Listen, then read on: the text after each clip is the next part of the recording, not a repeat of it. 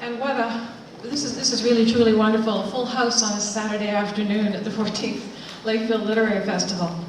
That's a first. This is a time we would like to say thank you to our enduring Saturday afternoon program sponsors, Lakefield RBC Royal Bank, and Peggy Warren and many of the staff are here today as representatives of RBC's generosity. Many thanks also to the Lakefield Horticultural Society for the particularly lovely... So, welcome to The Stone Angel, a Canadian classic on screen. Up until very recently, last week to be precise, director, producer, and screenplay writer Kari Skogland was to have been here to talk about the many aspects of making this film. However, due to late-stage complications, passing deadlines, and all the pressures associated with shooting and editing a new film out of British Columbia, she is unable to be here today and sends her most profound regrets. We have, however, laid hands on a DVD copy of an interview done quite recently with her by Urban Rush of Shaw TV in Vancouver. The Shaw building is right next to the edge of where those underground fires in downtown Vancouver were happening this week, and knocked out significant amounts of power. We are very lucky even to have this video here today because it was this close to not being able to produce the thing. Of course, it is a disappointment not being able to talk directly to Kari and to ask questions, but I think many of those questions will be answered through the interview, which will be shown immediately following the screening. There won't be a significant pause there. So we're going to run the DVD commemoration to Alistair and Helen, then we will go straight into The Stone Angel, and then we will go straight into the interview with Kari Skogland. And there may be a surprise at the end of that. We'll see. Thank you.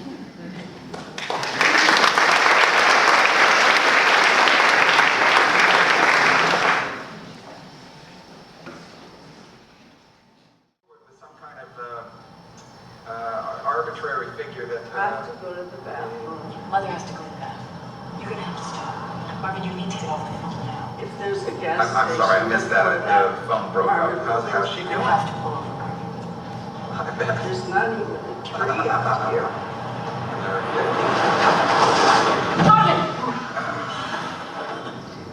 And then when the van comes Cell phones through, account I for know it's 6% of all traffic fatalities. Only 6%. I would have thought it was more. I know it's a gamble.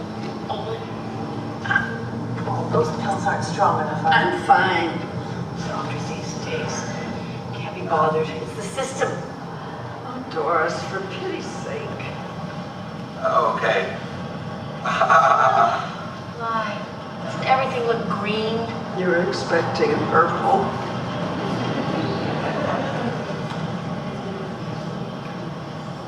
Marvin, where are we going? All right, I'm getting out of this car right now. All right, I'll call you. I'm getting out. Mother. Stop that.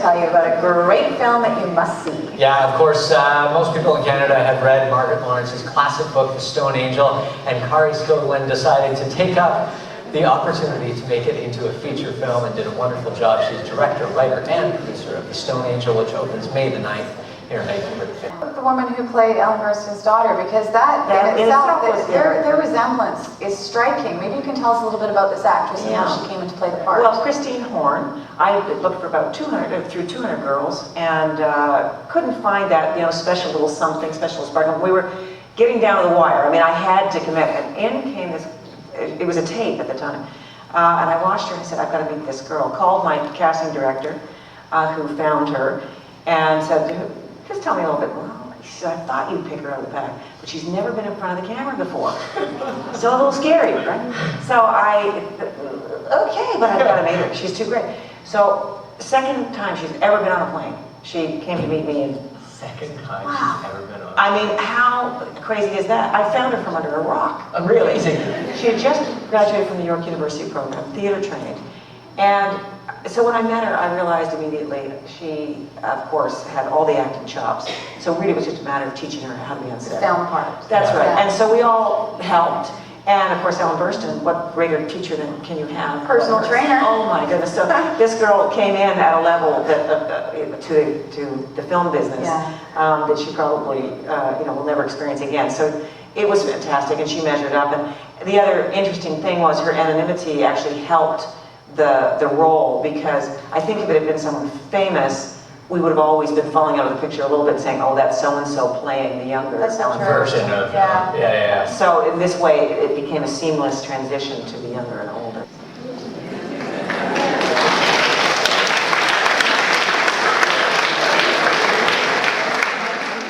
Because it's not the way, but it feels like there are so many steps between what we're doing and then when people see it, that I sort of prefer the immediacy of theatre. Sort of selfishly as an actor, I like to be there when Meg sees it. It makes a great deal of sense. Yeah.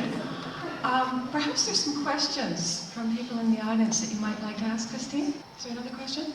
Yes, Irving. Were you able to spend time with Ellen Burstyn, and was this a learning experience for you? Oh my god, yes. The learning curve was like vertical. I spent she shot all of her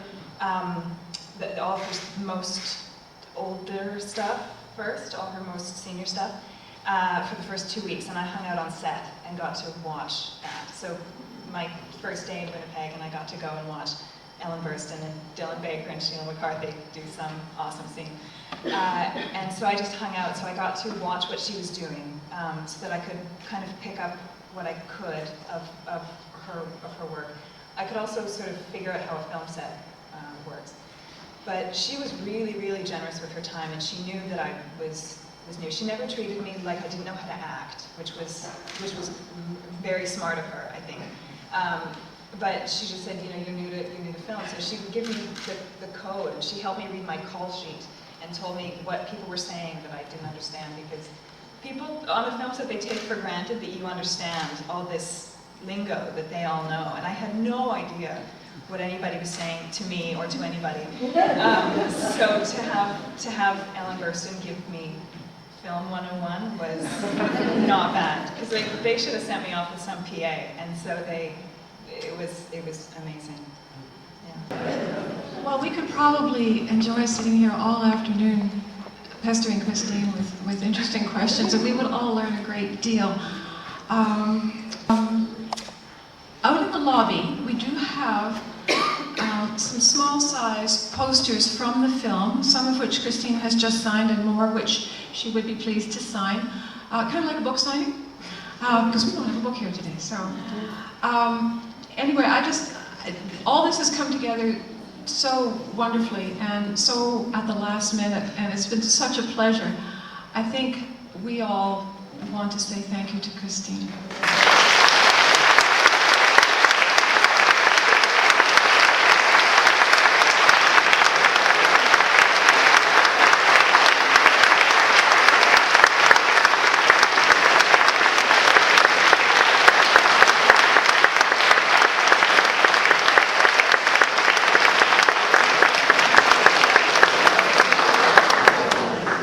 All slip out to the lobby momentarily. So thank you all very much for coming. Go out there and support Canadian heritage, support Canadian literature, support Canadian film, and have a great time at the rest of the festival. Thank you.